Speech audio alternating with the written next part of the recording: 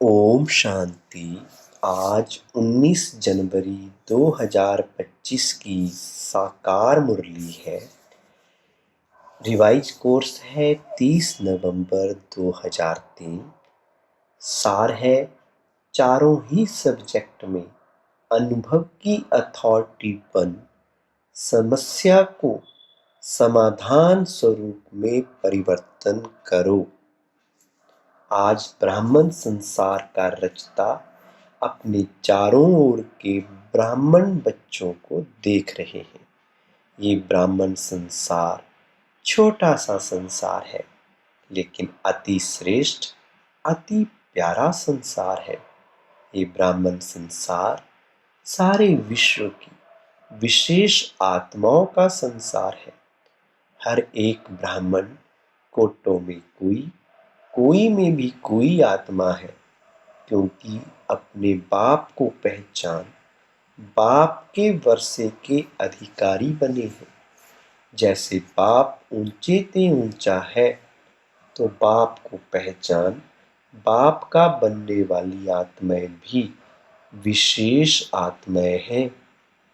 हर ब्राह्मण आत्मा के जन्मते ही भाग्य विधाता बाप ने मस्तक पर श्रेष्ठ भाग्य की लकीर खींच ली है। ऐसी श्रेष्ठ भाग्यवान आत्मा है। ऐसे भाग्यवान अपने को समझते हो। इतना बड़ा रूहानी नशा अनुभव होता है। हर एक ब्राह्मण के दिल में दिलाराम, दिल का दुलार, दिल का प्यार दे रहे हैं। ये परमात्म प्यार सारे कल्प में एक द्वारा और एक ही समय प्राप्त होता है। ये रूहानी नशा सदा हर कर्म में रहता है, क्योंकि आप विश्व को चैलेंज करते हो कि हम कर्मयोगी जीवन वाले विशेष आत्माएं हैं। सिर्फ योग लगाने वाले योगी नहीं, योगी जीवन वाले हो। जीवन सदा काल की होती है, नेचुरल और निरंतर होती है। 8 घंटे 6 घंटे के योगी जीवन वाले नहीं। योग अर्थात याद तो ब्राह्मण जीवन का लक्ष्य है। जीवन का लक्ष्य स्वतः ही याद रहता है, और जैसा लक्ष्य होता है वैसे लक्षण भी स्वतः ही आते हैं। बाप दादा हर ब्राह्मण आत्मा के मस्तक में चमकता हुआ भाग्य का सितारा देखते हैं। बाप दादा सदा हर बच्चे को श्रेष्ठ सोमानधारी स्वराज्य अधिकारी देखते हैं। तो आप सभी भी अपने को सोमानधारी आत्मा हूँ, सोमानधारी आत्मा हूँ, ऐसा ही अनुभव करते हो। सेकंड में अगर स्मृति में लाओ कि मैं सोमानधारी आत्मा हूँ, तो सेकंड में सोमान की कितनी लिस्ट आ जाती। अभी भी अपने सोमान की लिस्ट स्मृति में आई, लंबी लिस्ट है ना। सोमान अभिमान को खत्म कर देता है, क्योंकि सोमान है श्रेष्ठ अभिमान। तो श्रेष्ठ अभिमान अशुद्ध भिन्न भिन्न देह अभिमान को समाप्त कर देता है। जैसे सेकंड में लाइट का स्विच ऑन करने से अंधकार भाग जाता है, अंधकार को भगाया नहीं जाता है, या अंधकार को निकालने की मेहनत नहीं करनी पड़ती है, लेकिन स्विच ऑन किया, अंधकार स्वतः ही समाप्त हो जाता है। ऐसे सोमान की स्मृति का स्विच ऑन करो तो भिन्न भिन्न देह अभिमान समाप्त करने की मेहनत नहीं करनी पड़ेगी। मेहनत तब तक करनी पड़ती है जब तक सोमान के स्मृति स्वरूप नहीं बनते। बाप दादा बच्चों का खेल देखते हैं, सोमान को दिल में वर्णन करते हैं।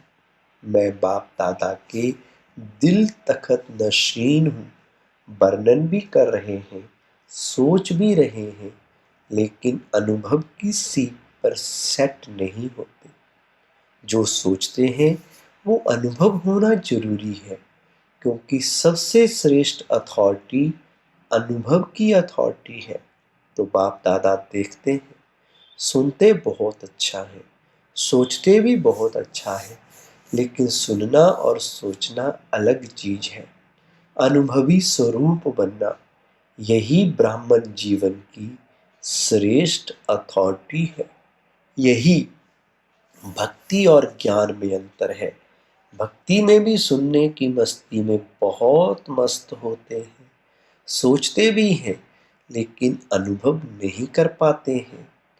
ज्ञान का अर्थ ही है ज्ञानी तू आत्मा, अर्थात हर स्वमान की अनुभवी बनना। अनुभवी स्वरूप रूहानी नशा चढ़ाता है।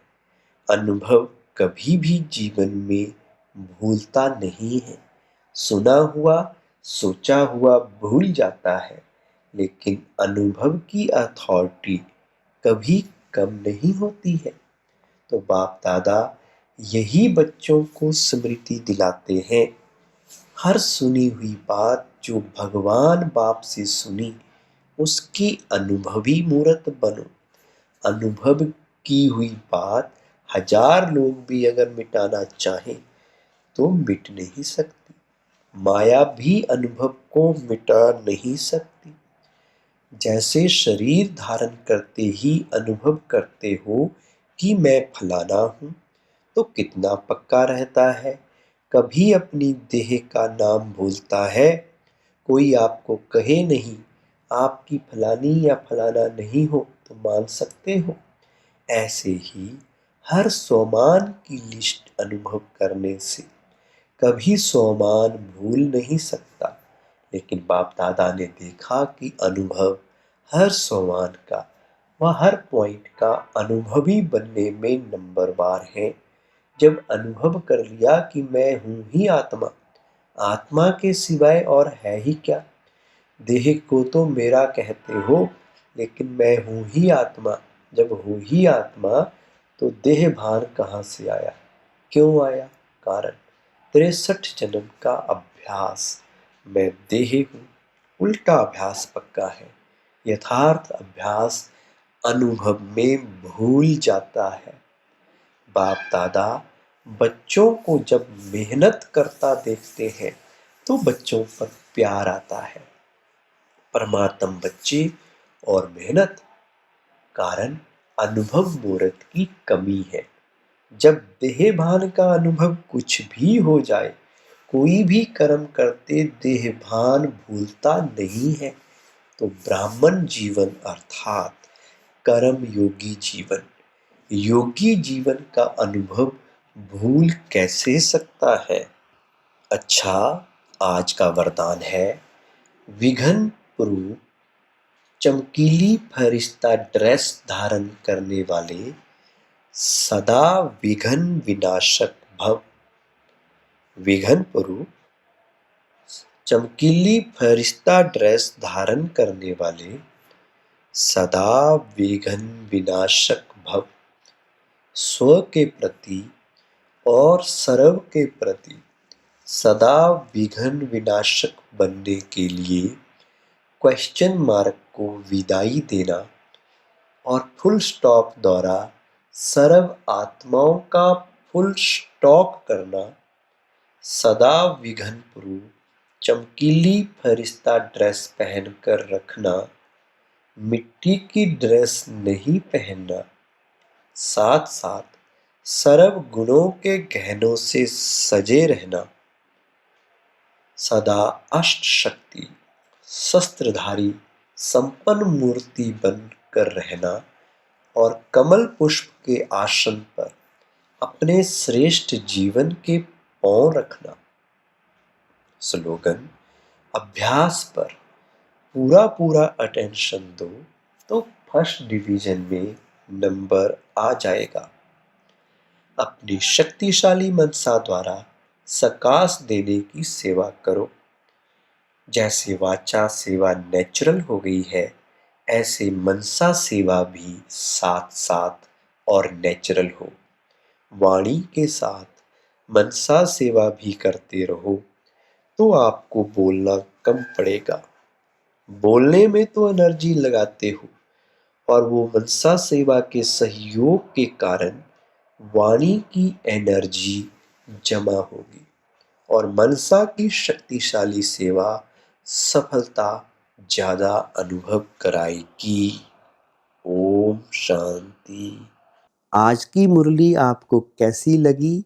आज की मुरली से जो पॉइंट आपको सबसे अच्छा लगा हमें नीचे कमेंट में लिखकर ज़रूर बताएं। ओम शांति।